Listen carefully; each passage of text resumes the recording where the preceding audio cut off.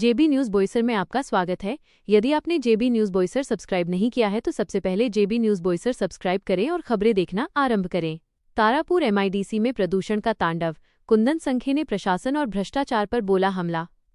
मुंबई से सटे पालघर जिले के तारापुर औद्योगिक क्षेत्र एमआईडीसी में बढ़ते प्रदूषण को लेकर सामाजिक कार्यकर्ता और शिवसेना शिंदेगढ़ के पालघर जिले के नेता कुंदन संखे ने गंभीर चिंता व्यक्त करते हुए प्रशासन के खिलाफ ही मोर्चा खोल दिया है। नमस्कार, मी कुंदन संखे। मी आज जिकडे उभा आहे ते आहे त्याचं नाव आहे तारापूर औद्योगिक क्षेत्र, म्हणजे एमआयडीसी आपण म्हणूया, जी देशातील सर्वात मोठी औद्योगिक वसाहत म्हणून आपल्या सर्वांनाच परिचयाची आहे। पण तेवढंच ती परिचयाची असण्याचं दुसरं एक कारण म्हणजे सर्वात मोठं होणारं प्रदूषण। आता मी हे बोलण्याच्या आधी हेही सांगतो की जरी मी सरकारी पक्षात असलो तरी काही लोक म्हणू शकतील की तुम्ही सरकारी पक्षात आहात, परंतु सरकारी पक्षात असणं पदाधिकारी आणि ते असलेले प्रश्न हे न मांडणं हे गरजेचं नाहीये। प्रश्न हे मांडावे लागतील जर प्रश्न निर्माण झाले तर। आता मी हे तुम्ही बघा, हा आहे नैसर्गिक नाला। आता मला वासही घेणं कठीण होतंय, म्हणजे एवढा घाण वास, उग्र वास इकडे सुरू आहे। आणि हा जो नाला आहे, हा नाला पूर्वीचं जसं एमआयडीसी जेव्हा नव्हती आणि एमआयडीसी आहे तेव्हा हा नैसर्गिक नाला म्हणून हा गॅप दिसतो तुम्हाला, हा नॅचरल नाला आहे। म्हणजे पावसाचं पाणी जर इथे पडलं तर ह्या नाल्यातून इथे डेड एंड आहे, म्हणजे ह्याच्या पलीकडे गाव आहे, तिकडनं ते पावसाचं पाणी नैसर्गिक नाल्याच्या माध्यमातून खाडीकडे जावं हे म्हणून हे परंपरागत नॅचरल नाले आहेत। परंतु सध्या या नैसर्गिक नाल्याचा वापर हे उद्योग हे केमिकल बेकायदेशीररित्या सोडण्याकरता, पर्यावरणाची हानी करण्याकरता आणि गावातील शेतजमीन नापीक करण्याकरता आणि या नैसर्गिक नाल्यावाटे खाडी आणि पुढे समुद्र म्हणजे मच्छीमारी नष्ट करण्याकरता उपयोग करतायत। आणि इकडचे जे एमपीसीबीचे अधिकारी आहेत, एमपीसीबीचे, यांना ह्याचं काहीही पडलेलं नाही। ह्या नाल्यातून, ह्या नाल्याच्या पलीकडेच एक संप आहे, ज्याला आपण सीईटीपी ला एकत्रीकरणाकरता संप एकत्र, म्हणजे सर्व कंपन्यांचा एक संप एकत्र येतो, जेथे सर्व केमिकल एकत्र केलं जातं आणि त्याच्या पलीकडे ते रिसायकल करण्याकरता कॉमन इफ्लुएंट ट्रीटमेंट प्लांटला पाठवायचं असतं। परंतु त्याचा वापर कोणी करत नाही, कारण त्याला ट्रीटमेंटचे चार्जेस द्यावे लागतात। आणि अशा पद्धतीने हा फेब्रुवारी महिन्यामध्ये हा नैसर्गिक नाला पूर्णपणे भरून वाहतोय आणि त्याचा वापर हे उद्योग एमपीसीबी अधिकाऱ्यांना हाताशी पकडून बेकायदेशीररित्या करतात।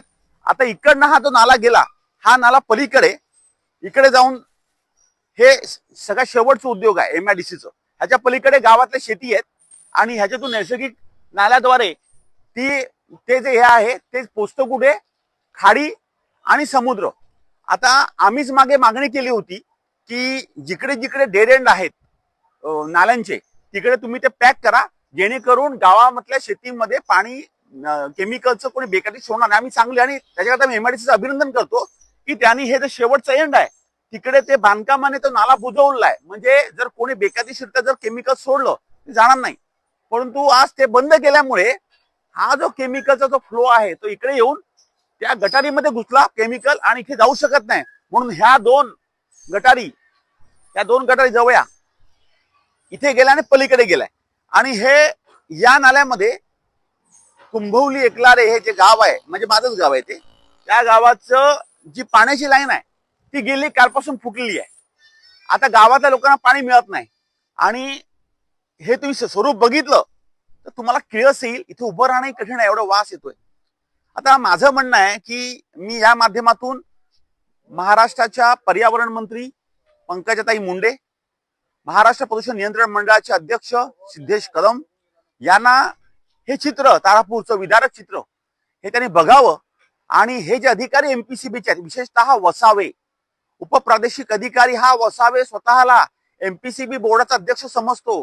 गेल्या 3 वर्षांमध्ये त्यांनी करोड रुपयाची माया जमवलेली आहे आणि ही माया, केमिकलची माया, ते घरात घालण्याचं काम करतायत। त्यांना काही फरक पडत नाही, त्या म्हणतात आमचं कोणी काही वाकडं करू शकत नाही। गेल्या काही महिन्यांपूर्वी सन्माननीय आपले जिल्हाधिकारी आहेत, त्यांनी सुद्धा त्यांना झापलं होतं, पण तरी त्यांना काही फरक पडलेला मिळत नाही। असा हा जो वसावे आहे ह्याला उचलून फेकला पाहिजे आणि ह्याला जर कोणी हात वर्धहस्त देत असेल तो कुठलाही असो, सत्ताधारी पक्षातला असो किंवा विरोधातला असो, त्याला पण सोडता कामा नये, त्याचाही आम्ही चेहरा फाडू की अशा प्रकारे या नैसर्गिक नाल्यांची वाताहत जी केलेली आहे आणि ह्याचा वापर केमिकलचा होतो आणि आज ते नाला बंद करण्याची मागणी MIDCचा आम्ही नक्की करतो, त्याच्यामुळे दिसलंय. आणि आज नळाचं पाणी या केमिकलच्या मध्ये आहे. हे चित्र बदलायचं असेल तर सर्वांनीच या बाबतीमध्ये कडक भूमिका घेतली पाहिजे. आता मी हा नाला फोडतोय कारण पर्यायच मिळत नाही. आता हा नाला फोडला की पुन्हा पाणी आमच्या शेतीकडे जाईल, कारण आता फोडलं तरी लाईन दुरुस्त होऊ शकत नाही आणि संप होऊ शकत नाही. तर मी पुन्हा सांगतोय की सर्व आपल्या इकडचे ही सर्व हा सत्तेतला आणि विरोधातला प्रश्न नाही, हा प्रश्न आहे पर्यावरणाचा, जो या अधिकाऱ्यांना, हे अधिकारी आपल्या नाकावर टिचून काही कारखानदारांना हाताशी पकडून जे करोड रुपयाची माळ जमवत आहेत. आणि हा वसावे आहे, ह्या वसाव्याला सांगतोय, ह्या वसाव्याला धरून ठोकलं पाहिजे. मी भाषा वापरतोय कारण आम्हाला आमचा पण संयम तुटतो की तो वसावे नावाचा अधिकारी या 1200 कंपनीचा मालक असल्यासारखा तो सरळ त्याच्या हे अधिकारी बघत नाही का की चाललंय ते. त्यामुळे ह्याच्यावर कडक कारवाई व्हावी. मी आदरणीय पंकजाताई मुंडे, आदरणीय सिद्धेश कदम यांना विनंती करतो. महाराष्ट्राचे मुख्यमंत्री सन्माननीय देवेंद्रजी फडणवीस साहेब यांना विनंती करतो. महाराष्ट्राचे उपमुख्यमंत्री आपल्या शिंदे साहेबांना विनंती करतो की तारापूर हे दिसतं मोठे औद्योगिक वसाहत, पण खालचा तो बेस आहे. म्हणूनच लोक उद्योगाला विरोध करतात. ह्याचं कारण हे आहे की अशा प्रकारचा उद्योग नकोय जे पर्यावरणाचा ऱ्हास करेल, प्रदूषण करेल. मग लोकांनी का सहकार्य करावं आणि आम्ही पण त्यांना कसं सांगावं की ह्याच्यातून चांगलं काहीतरी घडेल म्हणून. हे त्याचं कारण आहे. आणि ही आज ह्याची ताबडतोब दखल घ्यावी आणि संबंधित अधिकारी जो आहे हा वसावे याला पहिले इकडनं बरखास्त करावं, ह्याची पूर्ण चौकशी करावी. आता त्याची अशी बदली होणारच आहे. त्यामुळे 3 वर्ष त्यांनी सर्व काही जे काही करायचं करून चुकलाय, काही नाही, काम हे नाही. त्यामुळे हे अतिशय विदारक चित्र आहे.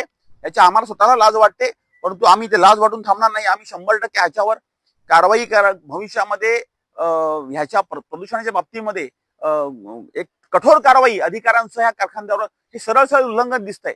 ही कारवाई करावी मागणी करतोय. आणि अशा प्रकारच्या कृत्याचं कुठेही समर्थन आम्ही कधीच करत नाही. आणि ह्याच्यावर ताबडतोब MPCBने ह्याच्यामध्ये यावं, ऍक्शन मध्ये यावं आणि प्रथमतः या वसावेला बाजूला करावं आणि वरच्या वरिष्ठ अधिकाऱ्यांनी ह्याची पूर्ण चौकशी करून हे सर्व चालले उद्योग हे सगळे थांबावेत, ही विनंती मी या माध्यमातून करतोय. नमस्कार, जय हिंद, जय महाराष्ट्र.